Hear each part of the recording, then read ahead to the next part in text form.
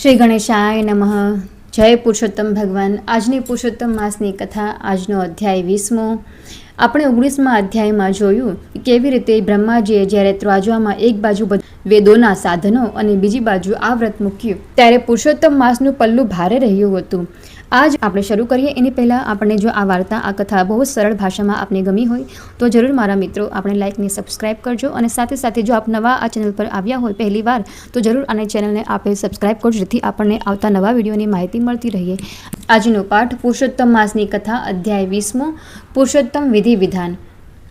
સુત પુરાણી બોલ્યા, હે મુનિ શ્રેષ્ઠો, દ્રઢધન્વાએ વાલ્મીકી ઋષિ પાસેથી પોતાના પૂર્વજન્મનો વૃત્તાંત સાંભળી પ્રશ્ન કર્યો.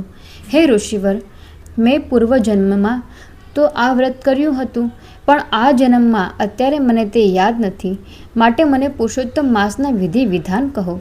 વાલ્મીકી ઋષિએ દ્રઢધન્વાને જે કહે તે હું તમને કહું છું. પુરુષોત્તમ માસમાં સવારમાં વહેલા ઉઠી શૌચ સ્નાનથી પરવારી ઈશ્વરનું આરાધન કરવું. રવિવારે દાંતણનો નિષેધ હોવાથી માત્ર પવિત્ર જળથી 12 કોગળા કરવા. સમુદ્ર તીરે કે તીર્થમાં સ્નાન થાય તો તે ઉત્તમ છે. તેમ ન બની શકે તો નજીકમાં કોઈ નદી, તેમ ન બની શકે તો નજીકમાં કોઈ તળાવ કે કૂવામાં સ્નાન કરવું. આ સ્નાન મધ્યમ મનાય છે, જ્યારે ઘેર સ્નાન કરવું તે સામાન્ય કોટીનું મનાયેલ છે. વ્રત કરનારે પવિત્ર વસ્ત્ર પહેરવા જોઈએ. શિખા બંધન કરી દર્ભની પવિત્રી પહેરીને આચમન કરવું. પછી ખભે ઉપર વસ્ત્ર નાખી પૂર્વ અગર ઉત્તરાભિમુખ બેસી હાથ જોડી પ્રભુ પ્રાર્થના કરી આચમન કર્યા પછી ગોપીચંદનનું ઊભું તિલક કરવું. કપાળમાં ગોપીચંદનનું કે ચરણામૃતનું ઉદ્ધ્વરપુંડ કરવું. તેની વચમાં ટપકું કરવું. આ ઉદ્ધ્વરપુંડમાં લક્ષ્મી વિષ્ણુ રહે છે, જ્યારે ત્રિપંડમાં શિવ પાર્વતી રહે છે. તે પછી પ્રાણાયામ કરી સંધ્યા કરવી. સૂર્ય ઉગ્યા પછી ગાયત્રીનો પાઠ કરવો. આટલી વિધિ કર્યા પછી પુરુષોત્તમ ભગવાનની પૂજાની શરૂઆત કરવી. બેસવાની જગ્યાને ગાયના છાણથી લીપવી. તેના ઉપર સોના, રૂપા, તાંબા કે માટીનો ઘડો મૂકવો. આ ઘડામાં ગંગા, ગોદાવરી, કાવેરી, સરસ્વતી વગેરેનું આહ્વાન કરી પુષ્પ, ચંદન, અક્ષત, અર્ધ્ય, ધૂપ, દીપ, નૈવેદ્ય આદિથી કળશનું પૂજન કરીને તેના ઉપર તાંબાનું તરભાણું ઢાંકી દઈને તેના ઉપર પીળું વસ્ત્ર ગોઠવવું.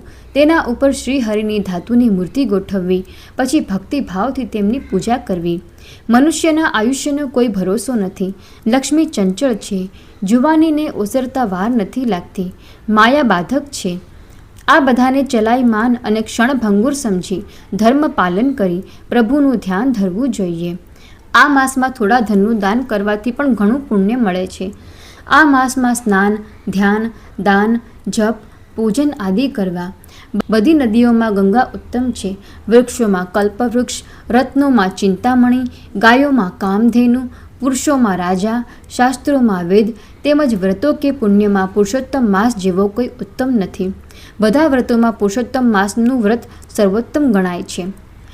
શ્રી બૃહન્નારદીય પુરાણના પુરુષોત્તમ મહાત્માનો પુરુષોત્તમ માસનો વિધિ વિધાન નામનો 20મો અધ્યાય સંપૂર્ણ. બોલો શ્રી પુરુષોત્તમ ભગવાનની જે. હવે પુરુષોત્તમ માસની આપણે પાવન કથા વાંચીએ. કથા ગુરમાની વાર્તા વાંચીએ. દેડકા દેવની કથા. એક ગામ હતું. તેમાં એક 60 વર્ષના ડોશી રહેતા હતા. તેમને કોઈ સંતાન ન હતું. ઉપરાંત કોઈ સગું નહીં અને કોઈ વહાલું નહીં. ઘેર બેઠા રેટીઓ કાંતીને તે પોતાનું ગુજરાન ચલાવતા હતા. કામ કરતાં કરતાં પણ તે પ્રભુનું સ્મરણ કર્યા કરતા. રાત્રે કથા થતી તેમાં તે જમીને બેસતા. એવામાં પુરુષોત્તમ માસ આવ્યો. ડોશીએ પુરુષોત્તમ માસનું વ્રત કર્યું. તે દરરોજ સવારે વહેલા ઉઠી નદીએ બધાની સાથે સ્નાન કરવા જાય. કાઠા ગોરમાનું પૂજન તથા કથા વાર્તા સાંભળે. સમય હોય તો શિવાલયમાં દર્શન કરવા જાય. ત્યાં પાયે પૈસો મૂકી અને ઘરે આવે. પછી પોતાનો રેટીઓ કાતવા બેસી જાય. સાંજ થતાં રસોઈ કરી એકટાણું કરે. થાકી જાય તેથી રાત્રે કથામાં ન જાય.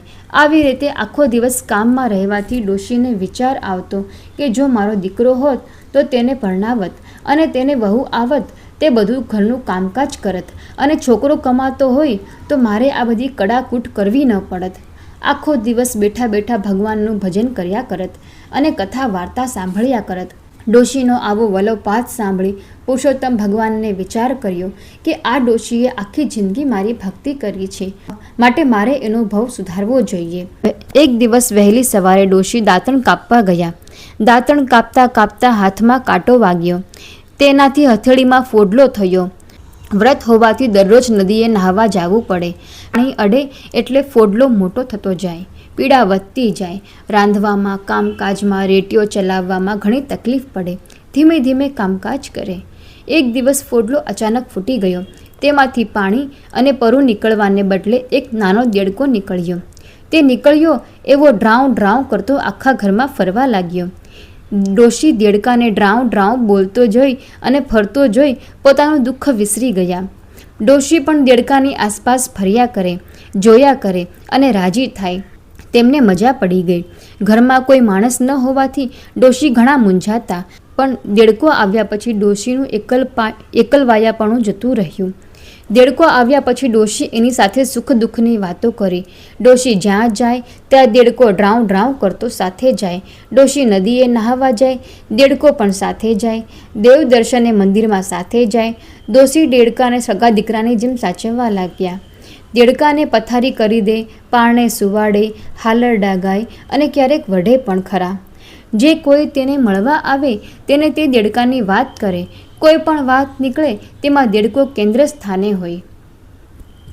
આખા ગામમાં ડોશી અને દેડકાની વાતો થવા લાગી. નાના છોકરાઓ તો દેડકાવાળી ડોશી કહેવા લાગ્યા. દેડકાને દીકરાની જેમ ઉછેરનાર ડોશીની ઘણા મશ્કરી પણ કરે, પણ ડોશી કોઈના બોલ્યા સામું ન જોવે.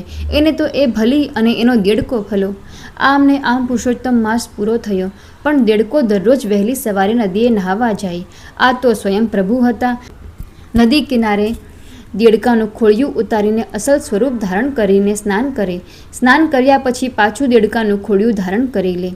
નદીની સામે કાંઠે તે ગામના રાજાનો મહેલ હતો.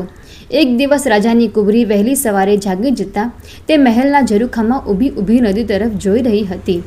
ત્યાં એકાએક તેની નજર નદીમાં નહાતા એક ભવ્ય અને દૈદીપ્યમાન યુવાન પર પડી. તે તો ભાન ભૂલીને તે તરફ જોઈ જ રહી. થોડીવાર પછી તે યુવાન નદીમાંથી બહાર નીકળી કિનારે આવ્યો અને દેડકાનું ખોળિયું ધારણ કરીને ડ્રાઉં ડ્રાઉં કરતો ચાલ્યો ગયો. કુંવરી દરરોજ વહેલી સવારે ઉઠી ઝરૂખે ઊભી રહેતી અને આ યુવાનને નહાતા જોઈ રહેતી. નાહ્યા પછી યુવાન દેડકાનું ખોળિયું ધારણ કરીને જતો રહેતો. પછી તે પોતાના નિત્ય કાર્યમાં લાગી જતી. કુંવરી આખો દિવસ યુવાન અને દેડકાના જ વિચાર કર્યા કરતી. કુંવરી સમજી ગઈ કે નક્કી કોઈ દેવ પુરુષ દેડકાના સ્વરૂપમાં સ્નાન કરવા આવે છે. દેડકામાંથી દેવાંશી યુવાનને નહાતા જોઈને તેને મોહ જાગ્યો. કુંવરીએ મન સાથે નક્કી કર્યું કે પરણવું તો આ દેવાંશી દેડકાને જ, તે સિવાયના મારે ભાઈ અને બાપ છે. તેણે તપાસ કરાવી તો તે એક ડોશીનો દેડકો હતો. આ બાજુ કુંવરી ઉંમર લાયક થઈ હોવાથી રાજા રાણી એને પરણાવવાની તજવીજ કરવા લાગ્યા. કુંવરીએ આ વાત જાણી ત્યારે તેણે પોતાના માતા પિતાને જણાવી દીધું કે પરણીશ તો દેડકાને જ.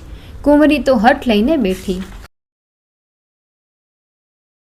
રાજા રાણીની મૂંઝવણનો કોઈ પાર નથી. કુંવરીને દેડકા સાથે કઈ રીતે પરણાવવી તે એક સમસ્યા હતી. કુંવરીને ખૂબ સમજાવી, સામ દામ દંડ ભેદ બધું અજમાવ્યું, પણ કુંવરી એકની બે ન થઈ. એની તો એક જ વાત હતી કે પરણું તો દેડકાને, નહીંતર જિંદગીભર કુંવારી રહીશ. છેવટે રાજા રાણીએ ડોશીને મહેલે બોલાવીને વાત કરી. ડોશી તો ગભરાઈ ગઈ. તેને લાગ્યું કે રાજા રાણી મારી મશ્કરી કરે છે. તેણે હાથ જોડીને કહ્યું, રાજન, મારે દીકરો હોત તો અવશ્ય હા પાડત, કેમ કે દીકરો કમાત એટલે ઘરનું ગુજરાન ચાલત. પણ મારો દેડકો કુંવરીને પરણે તો કુંવરીનો નિભાવ મારે જ કરવો પડે. હું તો રેત્યો કાઢીને માંડ માંડ પેટ ભરું છું.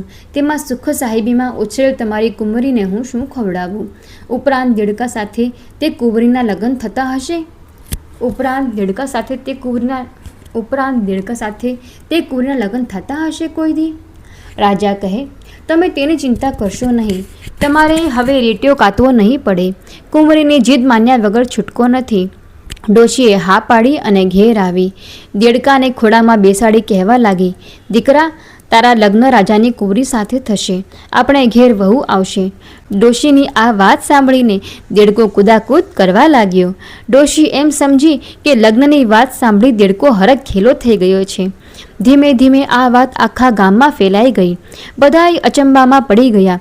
આ તે કેવી જાતના લગ્ન? કોઈ કહે કે દેડકાના સ્વરૂપમાં કોઈ દેવ હશે, કોઈ કહે કે જાદુગરનો દેડકો હશે, કોઈ કહે કે શાપિત દેવતા હશે. રાજાની કુંવરી હઠ લઈને પરણે છે એટલે જરૂર તેમાં કંઈ ઊંડો ભેદ હશે. આમ લોકો ફાવે તેમ બોલે છે. બીજે દિવસે ડોશી દેડકાને લઈને મહેલે ગઈ. કુંવરીના લગ્ન દેડકા સાથે થઈ ગયા. ડોશી દેડકાને, વહુને અને મળેલ પહેરામણી લઈને ઘેર આવ્યા. કન્યાને જોવા લોકોના ટોળા ડોશીના ઘર આગળ એકઠા થવા લાગ્યા. રાજાએ સાથે મોકલેલ સિપાહીઓએ બધા લોકોને ત્યાંથી દૂર કર્યા. રાત પડી, ડોશી ઊંઘી ગઈ. કુંવરી જાગે છે. દેડકો તેને જોઈ રહ્યો છે.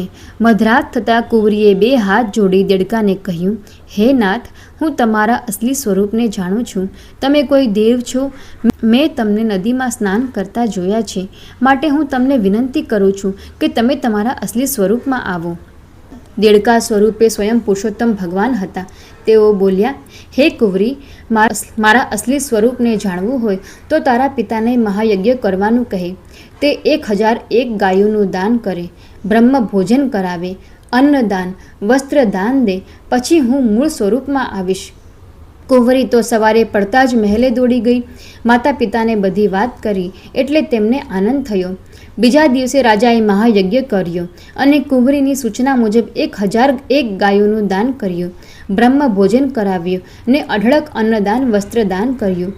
યજ્ઞની પૂર્ણાહુતિ પછી કુંવરીએ પ્રાર્થના કરતા દેડકામાંથી સ્વયં પુરુષોત્તમ ભગવાન પ્રગટ થયા. આકાશમાંથી દુદુંબીના નાદ સાથે પુષ્પવૃષ્ટિ થઈ. એવામાં વિમાન આવ્યું. તેમાં ડોશી અને કુંવરીને બેસાડીને પુરુષોત્તમ ભગવાન તેઓને વૈકુંઠ લઈ ગયા. ડોશી કેરો દેડકો નદીએ નાહવા જાય, મંદિર જઈ દર્શન કરે એ પ્રભુ તળી કળાય. બોલો પુરુષોત્તમ ભગવાનની જય.